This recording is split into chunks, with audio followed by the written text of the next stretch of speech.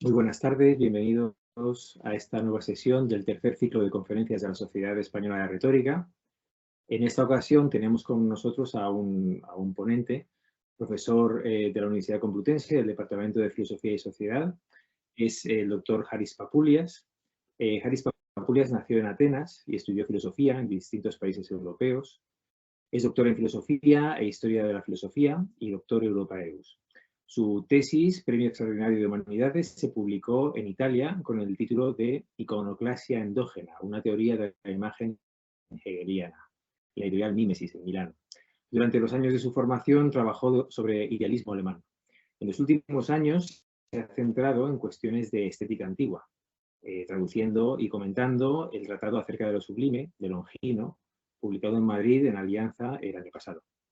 Y actualmente está trabajando sobre un manual, la edición de un manual de estética griega en castellano, en una editorial académica.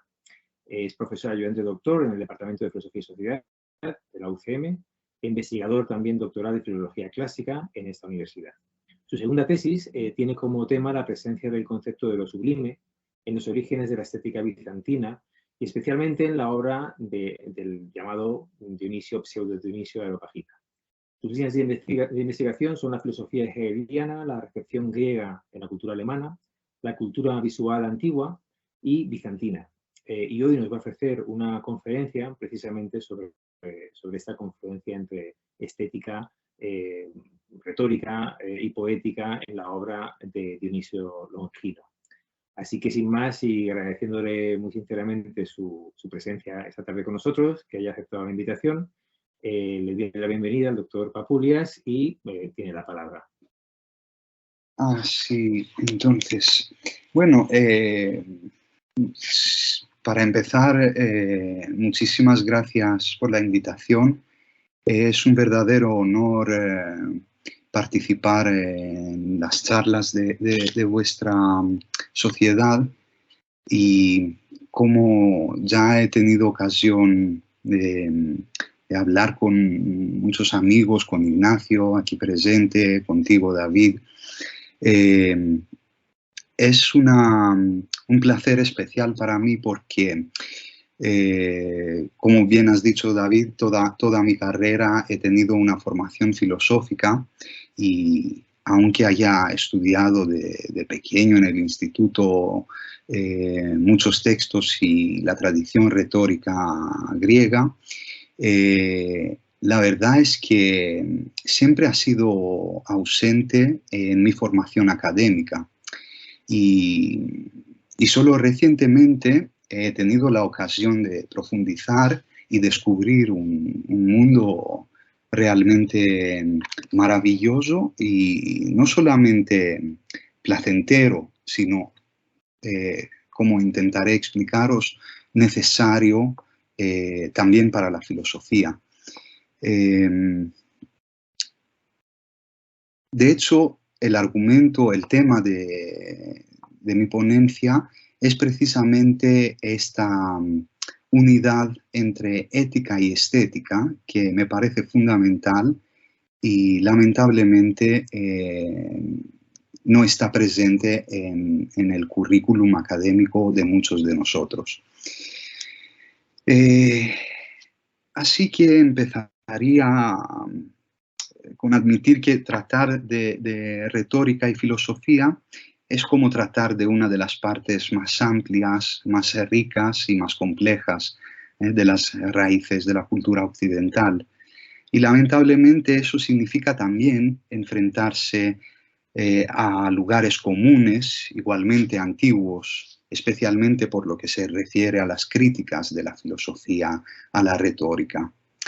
Estos lugares comunes han provocado mucho daño, ya que su separación podría llevar incluso a la desaparición de ambas disciplinas, al menos en la forma que las conocimos en la cultura clásica.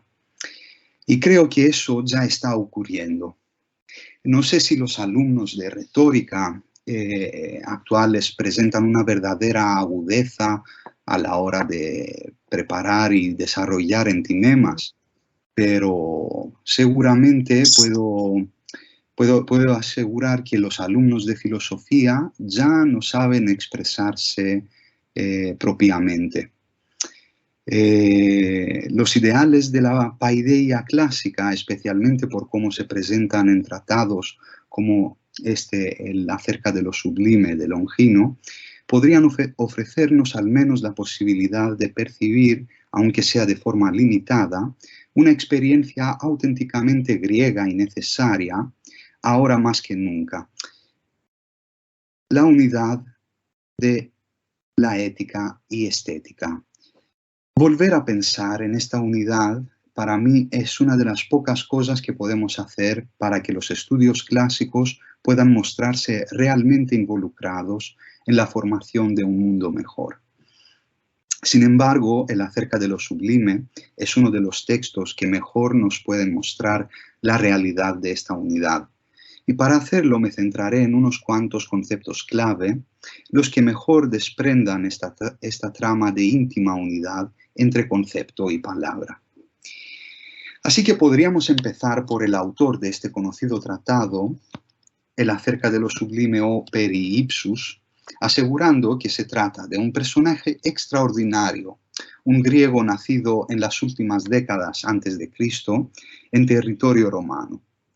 A pesar de la insistencia en llamarle anónimo, Dionisio Longino es el nombre transmitido por los copistas bizantinos, y no hay razones para dudar de ello. No podemos sobreestimar la conocida disyuntiva que puso en duda su identidad, ya que en realidad este O, como podéis ver aquí en este lugar de la imagen del manuscrito, donde dice Dionisiu y Longinu Peri Ipsus, pues este O está presente en el índice final del bloque de manuscritos, donde se conserva también nuestro texto, y por definición no pertenece al mismo copista de la obra. Como vemos aquí arriba, es el comienzo del tratado, donde se nos transmite el nombre Dionisiu Longinu.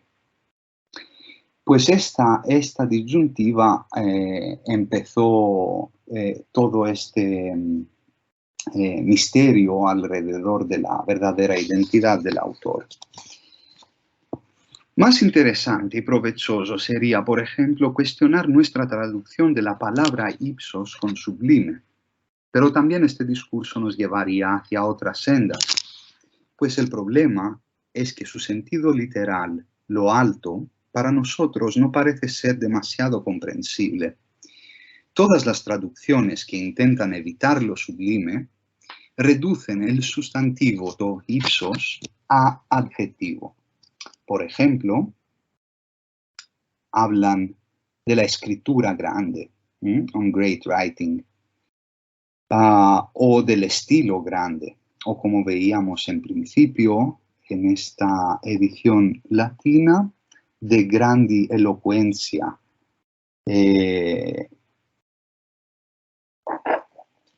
Sin embargo, en ningún caso estas tentativas agotarían el verdadero tema del texto, eso es, lo sublime como lo alto y lo excelente en todo campo expresivo. Por otro lado, probablemente nuestra palabra sublime no sería comprensible para Longino, ya que su etimología sigue siendo incierta. Y peor que esta incertidumbre es la carga de significados acumulados en la historia con la que hoy se presenta este término, la mayoría de ellos ajenos a la cultura greco-romana. Para dar un ejemplo, sin extendernos más en el asunto, mencionaría la tajante oposición entre lo bello y lo sublime, propia de la estética moderna, y que de ninguna forma pertenece a Longino. Cada una de estas cuestiones, y muchas otras relacionadas con la identidad de este autor y de su texto, han interesado y siguen interesando a la mayoría de la bibliografía internacional. Por eso me gustaría dedicar nuestro tiempo a tratar de la obra misma, con la esperanza de que algún día, en vez de saquearla para justificar las extravagancias contemporáneas, podamos dedicarle una monografía digna de su altura. Un último detalle, de alguna forma técnico, por así decir, es la identidad profesional de Longino. es decir, su grado de compromiso bien con la filosofía o bien con la retórica. Siendo eso otro de los grandes temas de la crítica, no voy a proporcionar los indicios textuales en detalle. Es suficiente deciros que la tesis más longeva ha sido esta, que en cuestiones de doctrina filosófica, él era un platónico, y en cuanto a su escuela de retórica, un asianista o un seguidor de Teodoro de Gádara. Personalmente rechazo ambas afirmaciones. Más bien me parece un autor cercano a los estoicos, pero sin que eso impida la adopción de ciertos elementos platónicos. Y si es verdad que no encaja perfectamente con los aticistas, lo cierto es que también critica de forma contundente a los asianistas. En otra ocasión, hablando de este tema, he propuesto como experimento mental intentar adivinar la identidad de Cicerón o de Plutarco, imaginando que en vez de conocer todos los tratados que conocemos, hubiéramos conocido solo unas cuantas hojas de uno de sus textos. ¿Qué pensaríamos de ello? Y al final, ¿cómo de lejos estaría nuestro juicio de la realidad? Sobre el platonismo de Longino, pesa todavía la falsa identificación que duró siglos entre él y el neoplatónico Casio Longino, consejero de Zenobia de Palmira. Pero en este texto mismo hay muchos lugares donde se ve claramente su afiliación estoica. Por otro lado, la supuesta pertenencia al asianismo se debe al peso de la autoridad de este gran filólogo italiano, Augusto Rostagni. Pero leyendo su estudio sobre este tema con los ojos de hoy, parece compartir los méritos y los defectos del nacimiento de la tragedia de Nietzsche. Es genial, pero si se toma literalmente, parece ejercer una violencia innecesaria sobre los textos mismos. Aticistas y asianistas, para Rostagni, son como lo apolíneo y lo dionisíaco para Nietzsche. Al menos esta es mi impresión y sin ninguna pretensión de corregir un gran estudioso como él, lo único que puedo afirmar con certidumbre es que Longino no encaja con ningún esquema nuestro y quizás esta rara cualidad suya puede que sea mucho más provechosa para nosotros. Por eso mi título reza a partir de Longino y no en Longino, ya que el problema hoy no es añadir un dato biobibliográfico a nuestros repertorios, sino volver a pensar en la inseparabilidad entre concepto y palabra, entre idea y expresión, entre retórica y filosofía, antes de que ambas acaben como meras entradas de diccionarios de disciplinas del pasado. Esta relación de palabra y concepto en sus distintas declinaciones será la guía de nuestro acercamiento a lo sublime antiguo. Por eso me gustaría empezar por una imagen donde ambas se encuentran perfectamente unidas. Esta es la imagen de la luz, magistralmente empleada por Longino en varias ocasiones. Recuerdo, por ejemplo, que es el primer autor griego en citar las escrituras judías y precisamente el pasaje bíblico de la creación de la luz como algo realmente sublime. Pero ahora me gustaría reparar en otro pasaje mucho menos conocido y al menos para nuestro tema extremadamente importante. A la pregunta del ¿por qué la filosofía debería interesarse en las figuras retóricas?, Longino probablemente respondería así. Pues porque realmente los términos bellos son la luz propia de la mente.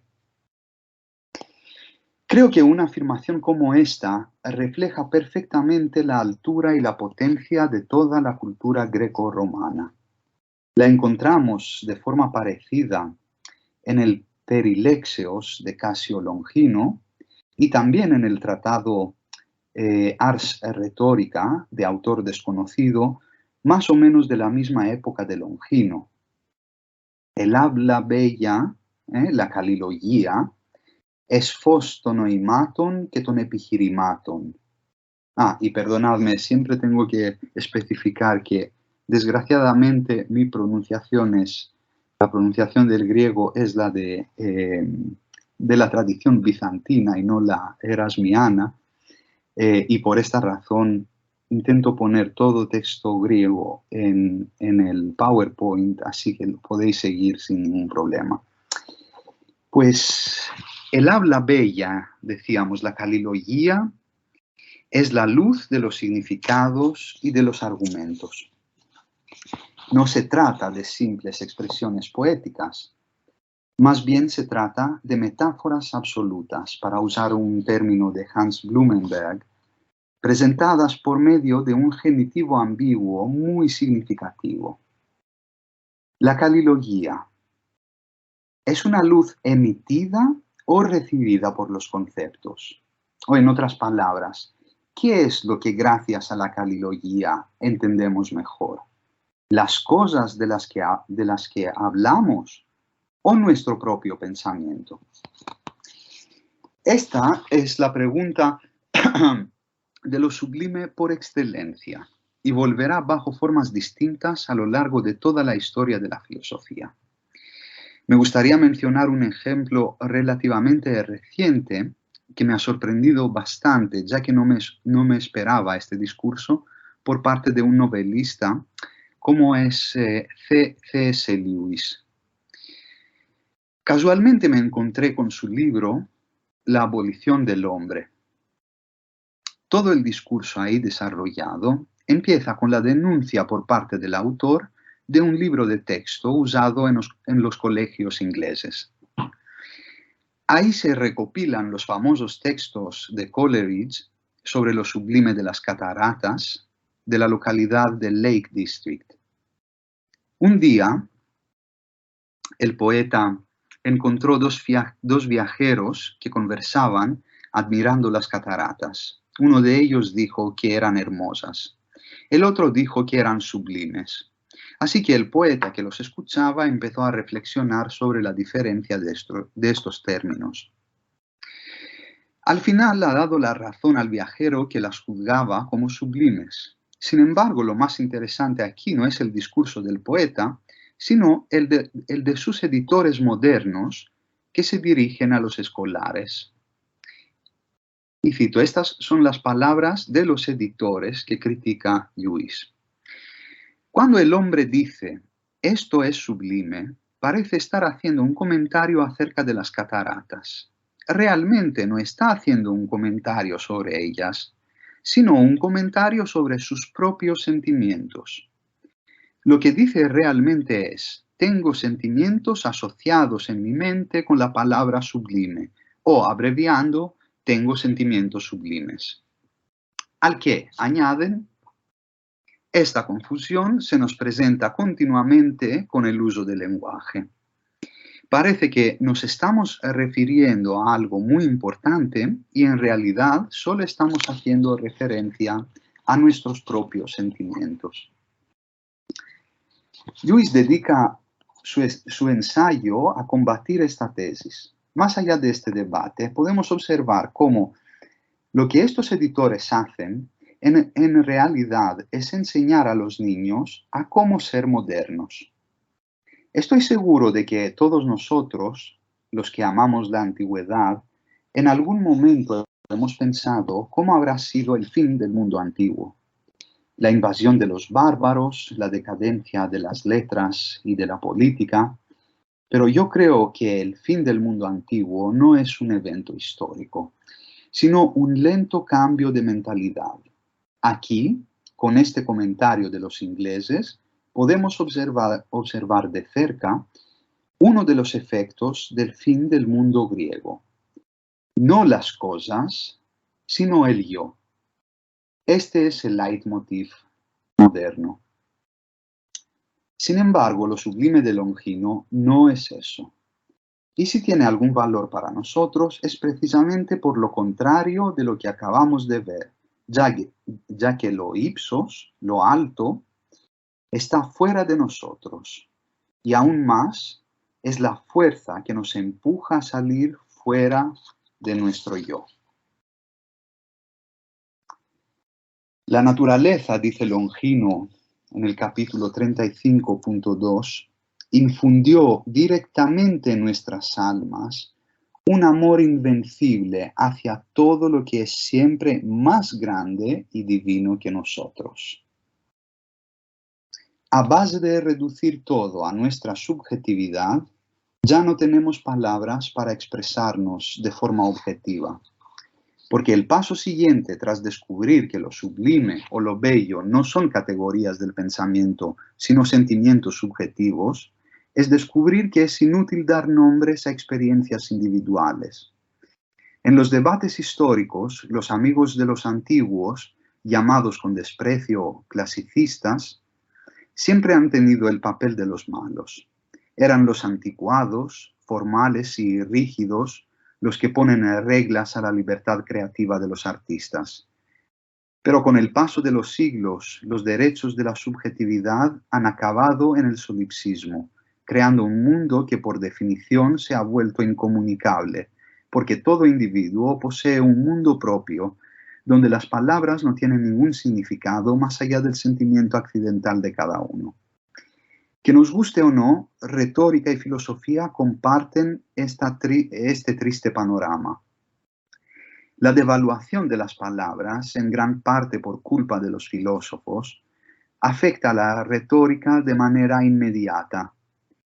La desaparición de las figuras retóricas, el dominio de un lenguaje crudo, técnico, la prosa en versos, que hoy se suele llamar poesía, no afecta a la ornamentación del mundo que sigue estando ahí fuera, sino a nuestra capacidad de comprenderlo.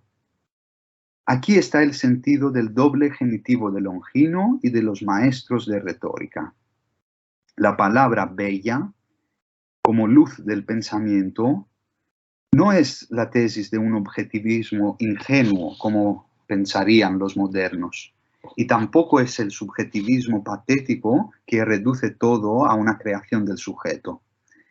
Por encima de estas dos posiciones unilaterales, la calilogía es el lugar donde nuestra mente acaricia la piel del mundo. Y es también el lugar donde un aparecer privilegiado del mundo acontece. Volviendo a la imagen de los antiguos, nos deberíamos preguntar si realmente podemos distinguir entre luz y fuego, entre causa y efecto.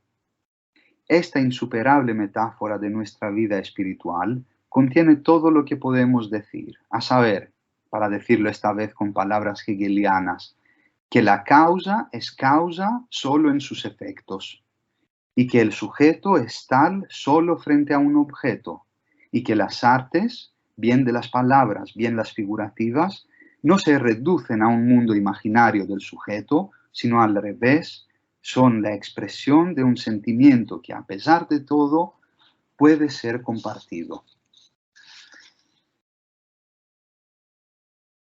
Este nudo es central para entender cómo tratar muchos de los temas relacionados con lo sublime.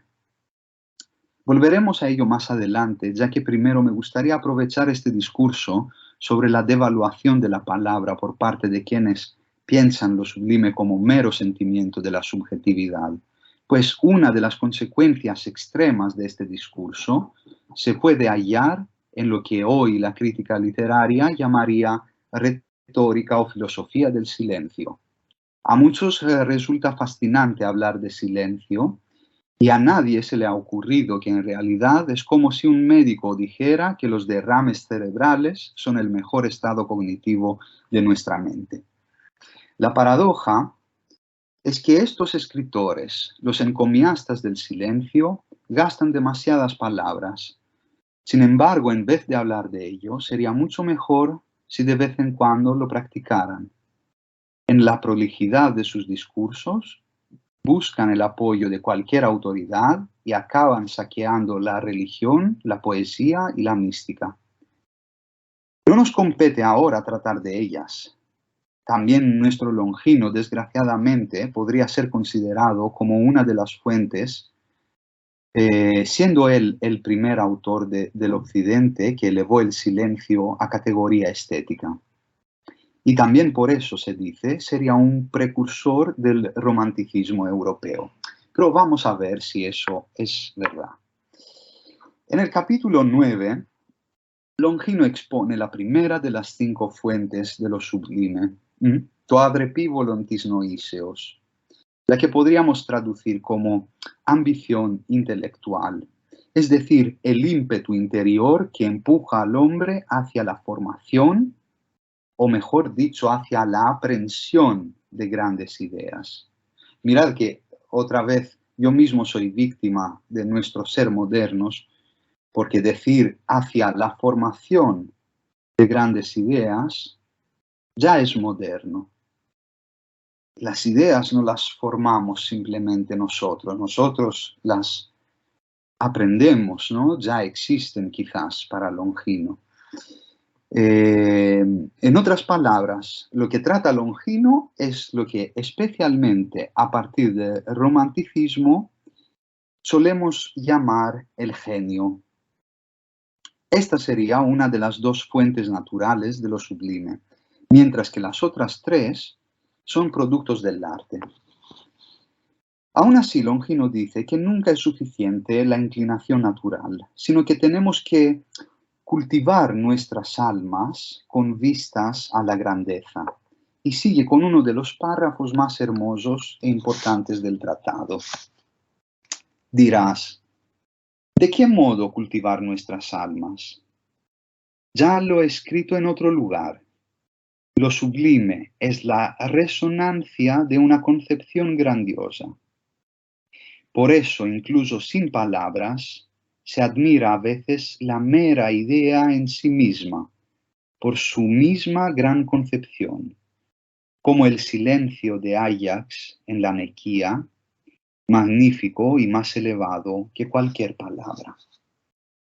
Aquí, retórica y filosofía se entrelazan para generar una idea absolutamente original en el panorama de la crítica literaria.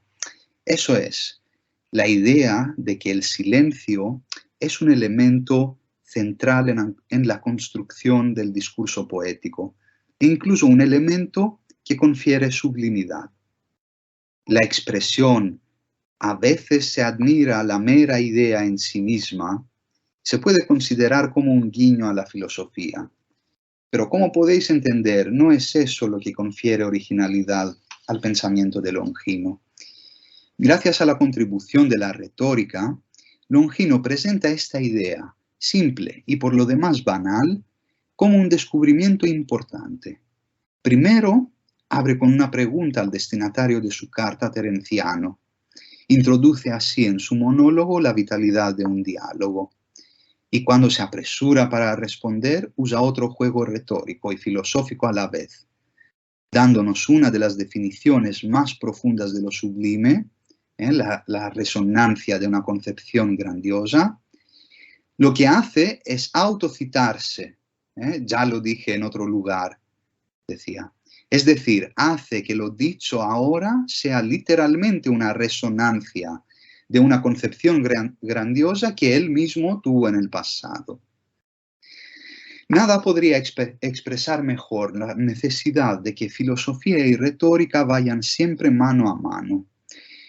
Si aquí el concepto estuviera ausente, el juego retórico sería incomprensible.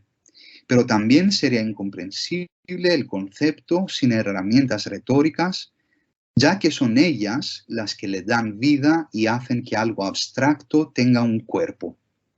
Aunque sea el cuerpo más sutil de todos, como decía Gorgias, un cuerpo lingüístico, con el que podríamos sentir la real presencia del concepto en nuestras vidas. El ejemplo con el que Longino nos ilustra esta relación entre sublime e idea pura, que resuena sin palabras, oxímoron este que nos indica bien que el silencio sublime no hay que tomarlo banalmente, es una escena homérica, presente en el canto 11 de la Odisea, conocido como Nequía, donde Ulises visita el inframundo y encuentra las almas de los grandes héroes muertos. De repente entrevé también la de Áyax, muerto enloquecido por culpa del propio Ulises. Las otras almas de los muertos extinguidos permanecían allí apenadas y cada una contaba sus propias desgracias. Sola el alma del Ayante, hijo de Telamón, se mantenía distante, conservando su rencor por mi victoria. A él me dirigí yo con palabras amables. Ayante, hijo de Telamón, no vas a querer, ni estando muerto, olvidar tu rencor contra mí a causa de las armas malditas. Ven aquí, gran señor, para que escuches nuestras palabras y nuestras noticias. Aplaca tu cólera y tu furor enconado. Así le dije, él nada me contestó, y se fue con otras almas de muertos difuntos hacia el Erebo. Este es el pasaje al que se refiere Longino. Lo acabamos de leer y de oír. Entonces, cabe preguntarnos, ¿dónde está el silencio? Pues el silencio está solo en una imagen, en la construcción sabia del discurso. La imagen poética se hace cargo de esta paradoja, presentar en palabras el silencio. Pero hay más, el silencio de Áyax no solo está descrito, sino introducido en la narración, es decir, depende de la palabra. Es un silencio del logos, una vez más en el doble sentido del genitivo. Es el logos como palabra que para por un instante y es también el logos que produce este efecto, porque el silencio poético, el silencio sublime, no es más que una figura retórica para expresar el concepto. Es lo mismo que hace magistralmente, miles de años más tarde, Leopardi, lector agudo de Longino, en su poema Lo infinito. ¿De qué silencio hablamos? Con inenarrable potencia, Leopardi extrae el silencio del viento che silba entre las frondas.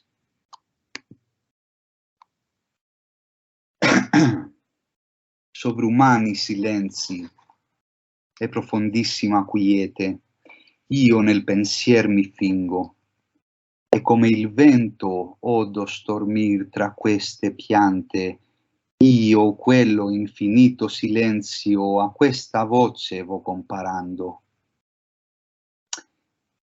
Esto es el silencio al que se refiere Longino. Hubo quienes de eso quisieron sacar un discurso sobre el silencio como algo sublime en sí.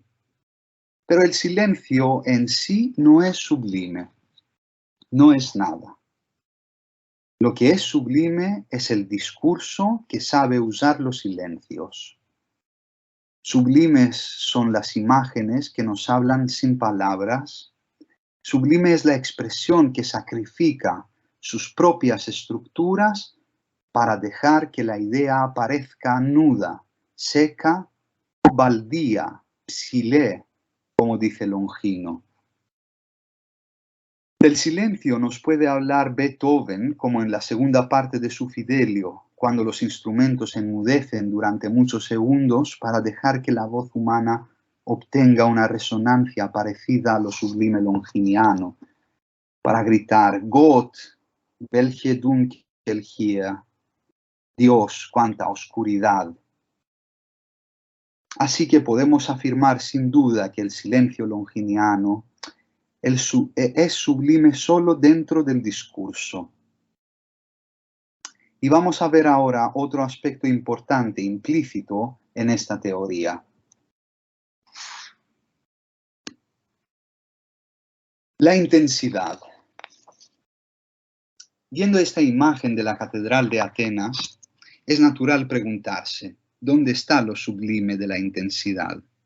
Pues ya lo veremos en breve. Antes de verlo, digamos que mientras que lo sublime griego, recordemos to ipsos, lo alto, es naturalmente asociado con todo lo grande, ya solo por razones lingüísticas, y de hecho también Longino usa to mega, to megalon, como sinónimos, hablando de los momentos de su aparición, Longino teoriza la posibilidad de que acontezca por medio de recursos o en situaciones que, por el momento, podríamos llamarlas negativas, o si preferís, no grandes, no altas, en el sentido literal. Llamar a la idea psilé, como ya hemos visto, es un claro indicio de lo que Longino tiene en mente. En otro pasaje conocido del texto, Longino se pregunta si hay un arte de lo alto o de lo profundo, tu ipsus y tu vasus techni. Es decir, en su mente hay situaciones en las que lo comúnmente llamado sublime, alto o grande, equivale a lo simple, incluso a lo pequeño, o en dirección contraria a lo profundo. Y por supuesto no se trata de incoherencia y aún menos de contradicción. Por cómo veo yo el asunto, se trata de las semillas que darán su fruto en la única dirección legítima de la recepción de lo sublime griego. Y no sé si cabe precisarlo, para mí no es la tradición moderna y todavía menos la romántica. Esta idea longiniana a la que acabamos de referirnos, la de un sublime desatado de aspectos cuantitativos y ligados más bien a aspectos cualitativos de los objetos o de los sentimientos, está en la raíz de la estética greco-bizantina, la natural heredera de lo sublime griego, completamente desestimada por el mundo occidental. Ahora bien, esta tesis tiene al menos un inconveniente que los estudiosos modernos podrían reprocharme, y es precisamente el nexo entre sublime y grandeza cuantitativa, pues la estética bizantina no tiene como característica principal la grandeza, en el sentido, por ejemplo, de la grandeza de las catedrales góticas. El estilo gótico es exuberante, literalmente alto, sobrecogedor. El hombre moderno busca el mismo efecto frente a los edificios de Nueva York. Pero la estética bizantina va por otro lado. Trata de objetos o arquitecturas de tamaños reducidos a escala humana o incluso en miniatura. A diferencia de la carrera entre varias ciudades francesas para realizar la catedral más alta y más imponente posible, en Bizancio nadie quiso superar a Santa Sofía, sino replicar sus efectos y su simbolismo metafísico en cualquier construcción, incluso en la más humilde y pequeña. Podríamos decir que para la estética bizantina, en toda capilla se representa una Santa Sofía. De hecho, lo sublime de la intensidad, en la fotografía de la Catedral de Atenas que vemos este momento, no se encuentra en la catedral misma, sino a su lado, aquí. Se encuentra en esta pequeñísima iglesia bizantina de la Virgen, una de las maravillas arquitectónicas donde podemos apreciar lo sublime de la intensidad. Así que un crítico contemporáneo me plantearía el problema de esta manera. ¿Cómo podemos hablar de lo sublime bizantino si su estética se refiere claramente a tamaños pequeños o a líneas curvas, rehuyendo las rectas tan propias de lo sublime? Y mi respuesta sería esta. Para entender esta anomalía, habría que dejar de lado Kant y Hegel y volver a leer Longino. De hecho, Longino tuvo la oportunidad de referirse a nuestro problema tratando una virtud del lenguaje llamada amplificación, áfxisis. Y dice Longino que ella, según los expertos, es un recurso que confiere grandeza a los asuntos. Pero de pronto se opone a esta idea. A mí me parece, pues, que no coinciden entre ellos, es decir, lo sublime y la amplificación, ya que lo sublime mora en la elevación, mientras que la amplificación en el número. Por eso a menudo lo sublime se da en un solo concepto, mientras que la amplificación subsiste siempre gracias a la cantidad y abundancia de algo. Esta brillante observación es de gran valor para nosotros. Gracias a ella podemos entender que, aunque sea verdad que hay ciertos objetos sublimes por su mera grandeza física, lo sublime en sí no depende de la cantidad, sino de la intensificación del contenido en una forma apropiada. Pues también esta afirmación podría provocar desconcierto a los estudiosos modernos, pues ellos insisten en conectar lo sublime con la destrucción de la forma. Este es un verdadero tópico de lo sublime moderno. Una vez más me gustaría invertir los papeles. No es Longino el que debería encajar con los modernos para justificarse, sino tal vez lo contrario. Y siento decir que la destrucción de la forma no está contemplada en la estética griega. Sin embargo, los modernos tienen un lugar favorito en el texto de Longino y sé que lo citarían con gusto para refutar mi tesis. Es el capítulo 35, donde se habla de lo sublime natural, de cómo los grandes ríos, los volcanes y en general los paisajes salvajes evocan lo sublime y atraen nuestra admiración mucho más que los riachuelos o los objetos comunes, por así decir. ¿Cómo entender entonces esta incoherencia?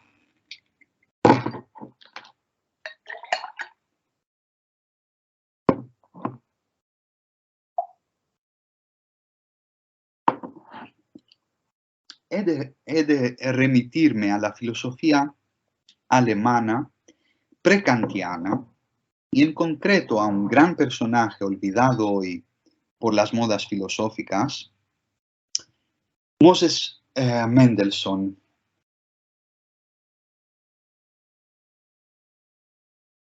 Este filósofo es uno de los primeros en reflexionar sobre lo sublime, incluso antes de que el conocido tratado de Berg circulase por Alemania, donde, por cierto, se hará famoso gracias a la reseña de Mendelssohn mismo.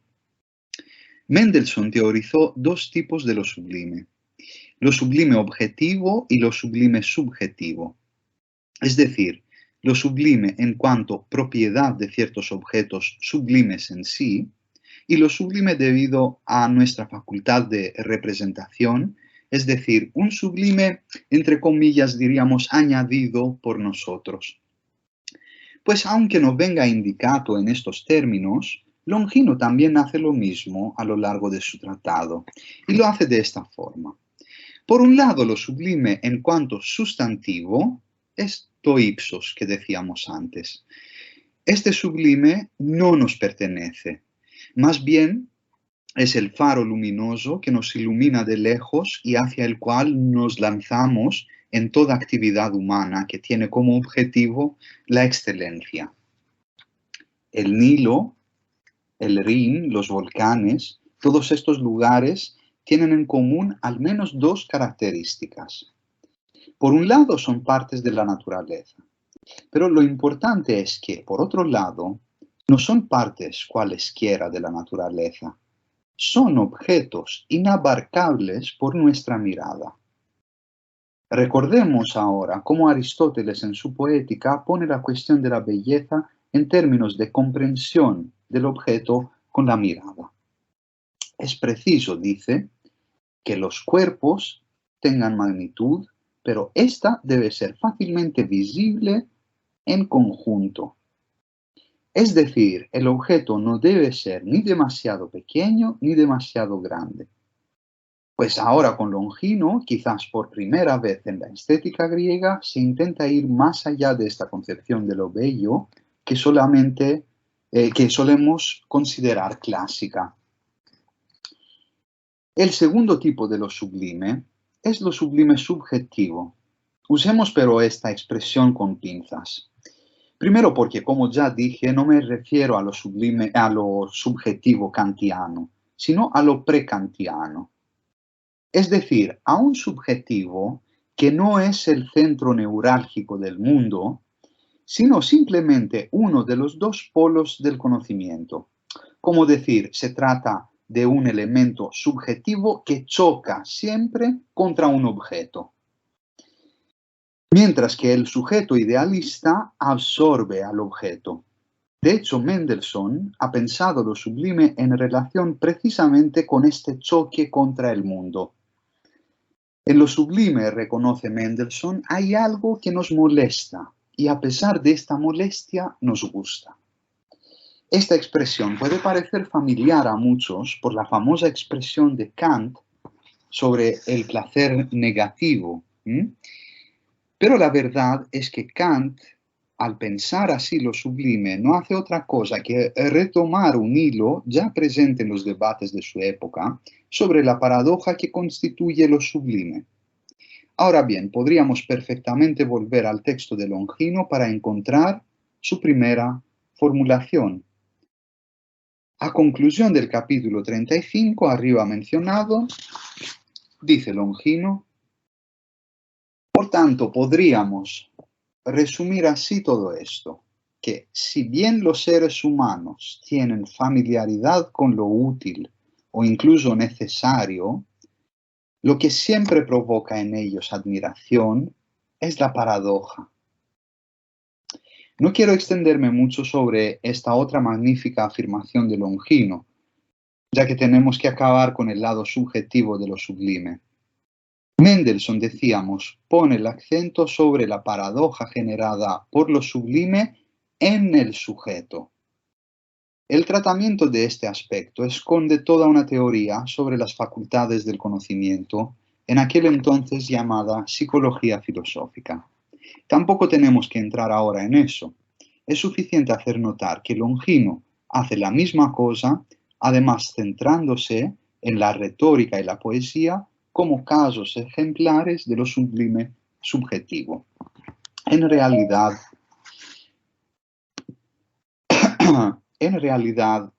lo sublime natural que todos alaban hoy no es sino una nota marginal de otro tema que realmente tiene un papel central en este tratado. No lo que la naturaleza hace, sino lo que el arte es capaz de lograr, a pesar de la naturaleza. Por mucho que sea genial su nota sobre los volcanes, si la miramos en su verdadero contexto, no cesa de ser algo marginal. Como decía poco antes, no quiero entrar en el sentido más fuerte de la paradoja. Hablando simplemente del lado subjetivo, la paradoja descubierta por Longino es esta.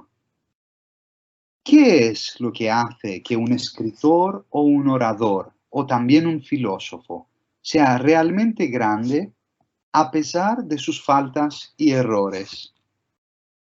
Aquí no se trata de lo sublime natural, no se trata de grandezas absolutas, inconmensurables. Aquí se trata del arte, de la precisión y no de la cantidad, como Longino mismo subraya. En el arte se admira la precisión, mientras que en las obras de la naturaleza se admira la grandeza. Ahora bien, Longino introduce aquí un pensamiento un poco retorcido y sorprendente. Si lo que acabamos de decir es cierto, entonces, continúa Longino, en las artes plásticas que se remiten a la precisión del arte, se buscará la semejanza con lo humano. Pero en la literatura, ya que el habla es una facultad natural del hombre, lo que se buscará será lo sobrehumano. Aquí podemos ver claramente la idea que a nosotros nos resulta extraña e incluso en cierto sentido incomprensible, según la cual es la naturaleza misma la que nos empuja hacia lo sobrehumano. Es lo natural lo que cultiva en sus mismas entrañas lo sobrenatural. Tenemos que hacer un esfuerzo para entender un mundo que en este caso se revela invertido con respecto al nuestro. No solo lo natural engendra lo sobrenatural, sino que poco más adelante, hablando del arte, Longino nos dice que su logro principal es la infalibilidad. en el sentido de la precisión que acabamos de mencionar. Mientras que nosotros nos esperamos la atribución de la infalibilidad a la naturaleza, en oposición a nuestro arte, sujeto al error, Longino, pensando en el genio como representante de la naturaleza por excelencia, ve en ello una grandeza sí innegable, pero bruta. Hay que decir que la infalibilidad es sobre todo un logro del arte, mientras que lo que se logra por exceso, aunque no siempre sea unísono, pertenece a la genialidad. Sería oportuno recurrir de algún modo al arte como auxilio de la naturaleza, pues su acoplamiento tal vez pudiera engendrar lo perfecto. Aquí vemos claramente expresada una idea que atraviesa toda su obra. Desde el principio, cuando introduciéndonos al argumento nos decía que son 5 las fuentes de lo sublime. 2 se dan por naturaleza, 2 por el arte y la última, significativamente llamada síntesis, es la perfección arriba mencionada. Eso es, la unidad del arte y la naturaleza. En otras palabras, la unidad de lo subjetivo y de lo objetivo. Esta unidad, esta síntesis, tiene un nombre que pertenece tanto a la retórica como a la filosofía, o al menos así me gustaría pensar la palabra kairos. Una apelación a los filósofos y a la vez a los oradores ya la hacía Dionisio de Halicarnaso, aunque de manera negativa, para asegurarnos de que ningún orador ni filósofo ha definido el arte del kairos. Y a pesar de la popularidad de este concepto a lo largo de la historia, diría que la situación no ha cambiado mucho hasta hoy, con pocas excepciones a nivel sistemático. Siempre hablo a nivel sistemático, porque hay mucha bibliografía de todo tipo. Un estudio francés de filología, otro italiano de iconología y un volumen colectivo de retórica. En filosofía, a pesar de la multitud de menciones, no se ha producido algo realmente sistemático sobre este asunto. Fuera del campo académico, la traducción más difundida, la que equipara el kairos con la oportunidad, y que a mí me parece, nunca mejor dicho, inoportuna, ha contribuido mucho a la difusión de una versión vulgar de este concepto entre las masas. Con la esperanza de que pronto se pueda presentar algo más completo sobre este argumento, me limitaré ahora al texto de Longino, donde se pueden encontrar al menos 9 referencias al kairos. Y no repararé en cada una de ellas, sino solo a la que considero la más importante, la que mejor nos transmite su reflexión filosófica en unión con la retórica. De hecho, la relación entre arte y naturaleza que acabamos de ver, hablando de lo subjetivo y lo objetivo, es también el tema general bajo el cual aparece esta mención al kairos, en la que me gustaría reparar ahora. Al final del primer capítulo, Longino, hablando del cómo la maestría de un autor se halla, no en 1 o 2 palabras, sino en la construcción del conjunto de la obra, compara esta habilidad artística con la tempestividad de lo sublime. Lo sublime, cuando prorrumpe tempestivamente, disipa todo como un rayo. Es así que, según Longino, aparece lo sublime de los grandes poetas y oradores. En este sentido, lo sublime sería la virtud de los genios por excelencia. Pero cuidado, porque si eso es verdad, sería inútil escribir un tratado filosófico sobre lo sublime y todavía más un tratado de retórica de lo sublime, ya que no habría nada que enseñar a nadie que no tenga ya esta calidad de manera innata. Leamos.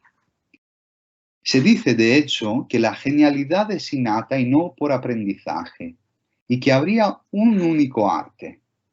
la disposición natural.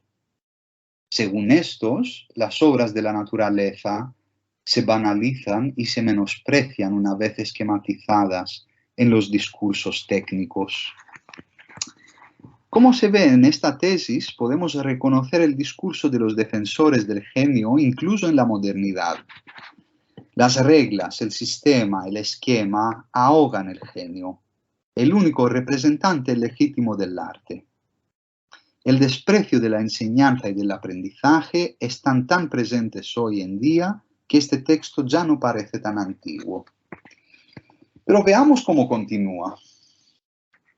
Ahora bien, yo digo que las cosas resultarían diferentes si se considerara que la naturaleza, aunque a menudo en lo patético y en lo elevado tenga su propia ley, al mismo tiempo aborrece lo inútil y desordenado. Y si ella es una especie de elemento primero y arquetípico de toda generación y que todo sustenta, es el método, no obstante, lo que determina la medida, el instante adecuado, además de un ejercicio y uso de los dones naturales bien aprovechados. Sería más peligroso si las grandes mentes se abandonaran a sí mismas sin el apoyo y el lastre del conocimiento sistemático, guiadas únicamente por la corriente y por su temeridad inculta. Y así acaba nuestro segundo capítulo, y poco más adelante, con una frase de una contundencia y de una densidad filosófica que a menudo pasa inadvertida por los lectores. Sin embargo, lo principal es que en los discursos, incluso lo que pertenece a la mera naturaleza, no lo podríamos aprender de otra manera que por el arte. Os aseguro que podríamos encontrar frases casi idénticas en Hegel. Y eso no lo digo para decir que Longino es moderno, todo lo contrario, pues si Hegel habla así, hay que situarlo en el marco de una crítica contra su propia época, contra el romanticismo y contra cierta corriente de la Ilustración que, a la manera de Rousseau, soñaba con un estado natural como edad de oro y en consecuencia dirigía sus esfuerzos hacia su recuperación. Por eso creo resulta impactante escuchar estas palabras, no por parte de Hegel, sino por parte de un griego que, como sabemos, tenía la physis como un concepto cumbre de su cultura. Sin embargo, si nos fijamos mejor, Longino nos enseña algo todavía más importante, que la cultura griega no cabe entre los dualismos forzados con los que la miramos nosotros. Longino, hablando contra el genio, no habla contra la naturaleza. Al comienzo del fragmento citado, explicaba cómo la naturaleza tiene su propia ley en lo patético y lo elevado. Es decir, cuando lo sublime prorrumpe tempestivamente, es efectivamente la naturaleza la que aparece en plena gloria, en su fulgor instantáneo. Pero añade de inmediato que aunque eso sea cierto, la naturaleza aborrece lo inútil y desordenado. ¿Y cuál sería este elemento inútil y desordenado? Pues inútil y desordenada sería la vida del genio sin una formación y una educación sólida. La naturaleza es lo primero, base y arquetipo para nosotros. Olvidar eso sería desastroso. Pero eso no basta para explicar el kairos de lo sublime. La naturaleza ofrece el cronos, el tiempo uniforme donde cada instante es igual que el otro. El kairos es elemento de discontinuidad, es el toque añadido por el arte. Personalmente, sobre estos asuntos no he leído nada más impactante que esta frase. Es el método lo que determina la medida, el instante adecuado. El kairos, algo que parece ser un concepto de una doctrina irracionalista o vitalista, como diríamos en el siglo XX, según Longino está determinado por el método. El kairos como instante de culminación del acto creativo, instante donde la palabra sacude al oyente, no es fruto de la instabilidad de la fortuna y tampoco de la estabilidad uniforme de la naturaleza. Para quienes reciben sus efectos, parece ser algo repentino, pero su gestación ha sido cuidadosamente desarrollada por parte del artista durante un largo tiempo de ejercicio, hasta el momento de su aparición. En pocas palabras, este concepto de kairos no tiene nada que ver con lo que se imaginan hoy los que hablan de oportunidad, de provecho o de otros términos utilitaristas para justificar nuestra cultura hedonista. De hecho, es significativo ver cómo el kairos en Longino está conectado con otro gran concepto antiguo, ético y estético a la vez. El concepto de prepon, el decorum de los estoicos latinos. En el capítulo 43.3, Longino critica al historiador Teopompo porque en uno de sus cuentos mezclaba las imágenes de objetos de lujo con patas de jamón. Eso, para empezar, dice Longino, habría sido inconveniente a la vista, y lo inconveniente a la vista, traducido en palabras, resulta ser lo aquieron, la negación del kairos.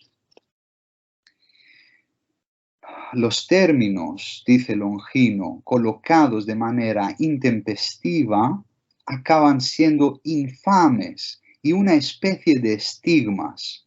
Y me parece muy interesante la insistencia de Longino en tratar las palabras y los discursos como cuerpos y almas, es decir, como seres vivos. Y quizás sea este el postulado de una cultura que mantiene unidos los aspectos éticos y estéticos de las palabras. Lo repite en el capítulo 42, hablando de la extensión inoportuna de las frases, la que hace que el contenido del discurso pierda su alma. Resumiendo, podríamos decir que el arte de la palabra es una cuestión de unidad de cuerpo y alma. La comunicación no es simple transmisión de informaciones, sino transmisión de una fuerza vital, de pathos, y el kairos, en todo el tratado de Longino, está siempre conectado con la gestión de las pasiones. Arte y naturaleza, forma y contenido, todo culmina en la máxima fuente de lo sublime, la síntesis. En otro pasaje significativo nos dice Longino que la síntesis es una especie de armonía que atañe no solo al oído, sino también al alma. Y cito, suscita la visión de formas variopintas, de nombres, de pensamientos, de objetos, de belleza, de melodía, cosas todas arraigadas y congénitas en nosotros, y junto con la combinación y variedad de los propios vocablos, lleva la pasión que anida en el hablante a las almas de quienes están en su proximidad, haciendo que los oyentes estén siempre en comunión con el autor y articula la grandeza según la progresiva edificación de la dicción. Pues para decirlo en otras palabras, detrás de lo que para nosotros es solo un conjunto de reglas, o al contrario, solo el capricho indomable de cada uno, Longino piensa en el valor psicagógico de la retórica. Esta es la imagen de la retórica que tenemos que recuperar. Basándonos en la edificación de la dicción, tenemos que pensar en una retórica como edificación del alma. De ahí tenemos que retomar el hilo. Para concluir, me gustaría tocar el último punto de los que he escogido del discurso de Longino. Es el último en el sentido literal, ya que Longino nos habla de ello en el capítulo 44. Pero también es lo último en el sentido filosófico, y como ya sabemos gracias a Aristóteles y a Hegel, es lo último en la filosofía es lo primero. Pues el tema del capítulo final del tratado es la libertad. Perdón, el tema del capítulo final del tratado es la decadencia de las letras. Así que de pronto podemos entender bien la interdependencia de filosofía y retórica. La decadencia de las letras no se refiere a la pérdida de un género artístico, como cuando hablamos sobre la decadencia de la tragedia en la Edad Media o de la pintura hoy en día.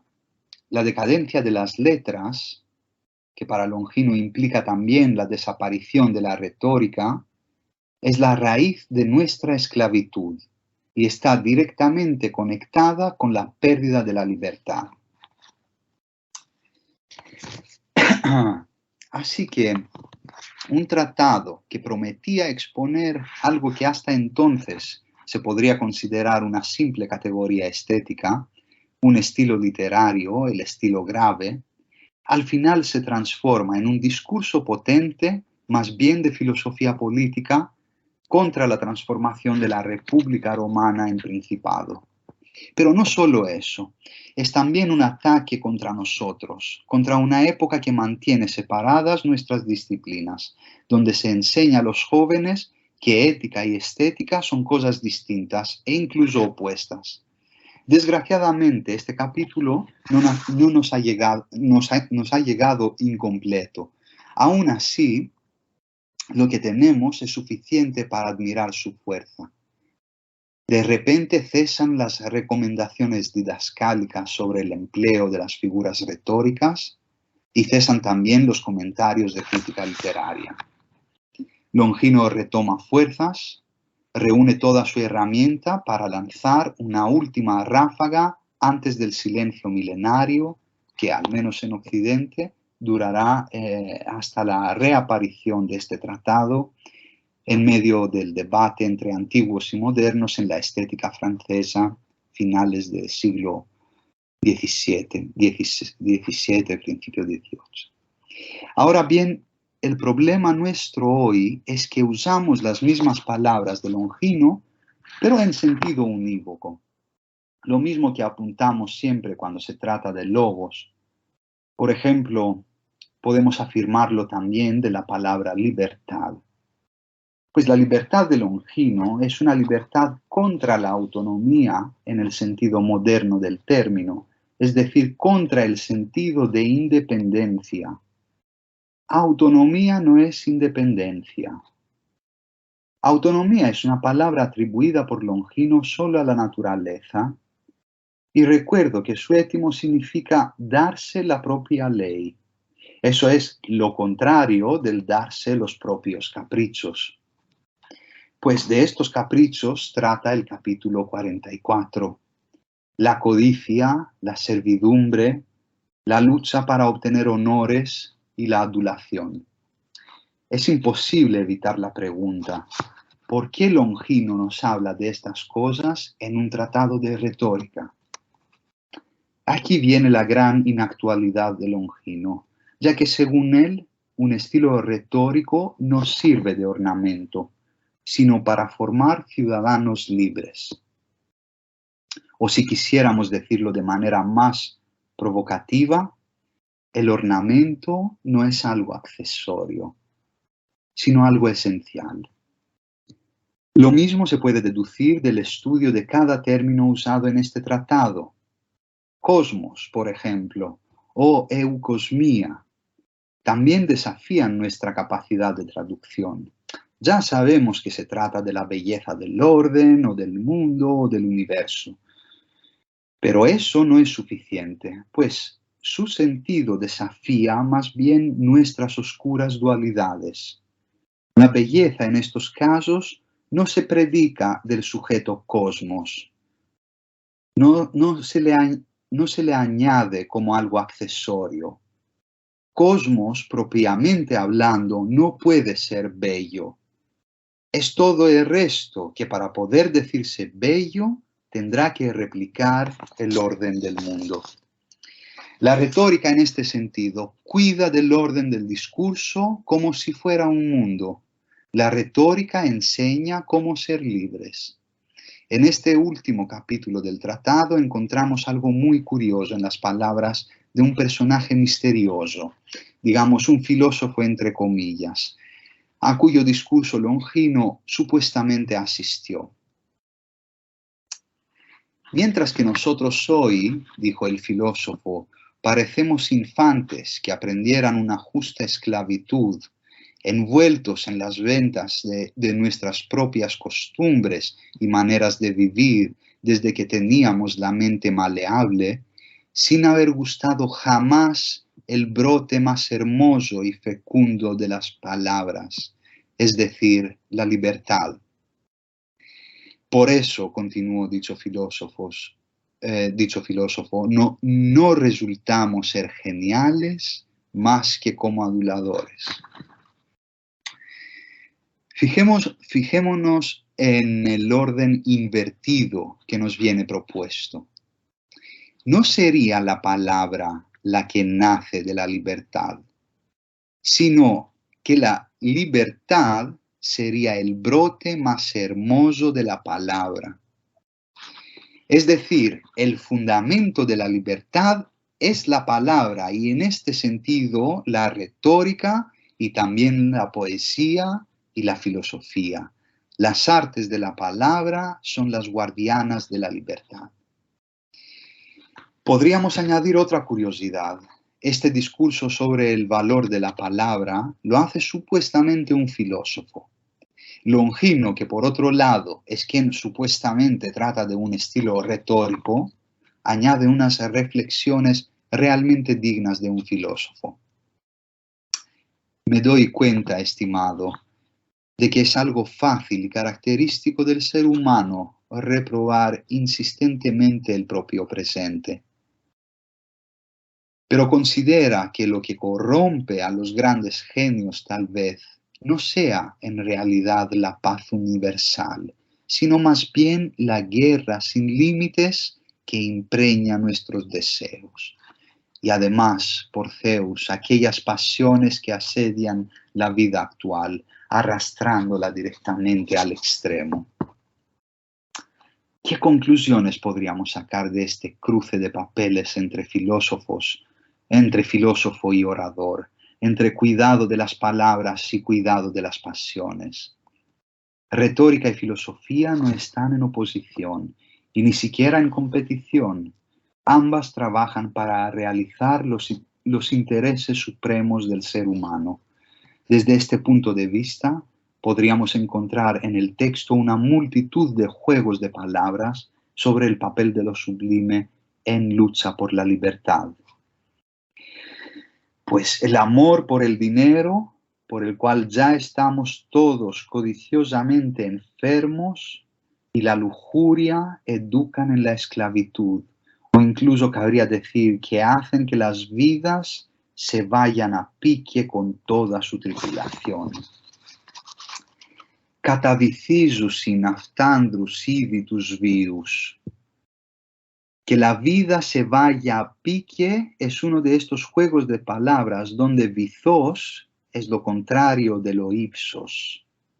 Y cuando enseguida dice la codicia es una enfermedad que empequeñece, filargiria menosima micropión, una vez más se puede notar el mismo juego. Micropión es lo contrario de lo que nos hace grandes, lo contrario de lo sublime. Pero, ¿qué quiere decir con estos juegos de palabras? O mejor, ¿cómo es posible que Longino haga estos juegos de palabras y que nosotros no podamos realmente traducirlos? Pues la respuesta se puede hallar solamente en lo que íbamos diciendo desde el principio. Los términos retóricos tienen un sentido ético inmediato, enraizado en el lenguaje griego y por eso también en su pensamiento. Recordando a Giovanni Lombardo, un gran estudioso de estética griega, suelo repetir que lo sublime no es un genus dicendi, sino un genus vivendi.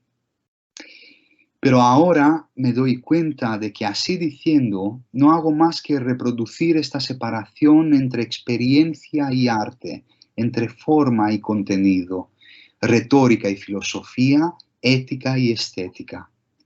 Sin embargo, que lo sublime sea un genus vivendi no debería significar otra cosa, sino que toda herramienta retórica tiene en su raíz más profunda un nexo indestructible con la vida misma, o incluso más, con la vida del pensamiento, del espíritu, como dirían los idealistas, es decir, con lo que más propiamente podríamos llamar vida humana. Y para concluir, me gustaría confesar que a la hora de elegir el título de este encuentro, no pude pensar en algo más fantasioso como suelo hacer. Me habría gustado centrarme en un solo argumento compartido por ambas disciplinas, pero ¿qué sentido tiene mostrar que retórica y filosofía comparten algo determinado hoy en día? Lo único que tenemos que reconocer hoy como algo compartido es nuestro destino nefasto. Y eso, me imagino, no es lo que se espera escuchando un discurso epidíptico como debería ser este. Retórica y filosofía ya están agonizando a pesar de todas las invenciones para mantenerlas con vida. Y con ellas se perderá la expresión, el uso de la palabra, y si Longino tiene razón, descubriremos al final de haber perdido no solo la palabra, sino nuestra libertad. Y os aseguro que este tipo de silencio, digan lo que digan los posmodernos, no será sublime. Muchas gracias por vuestra atención.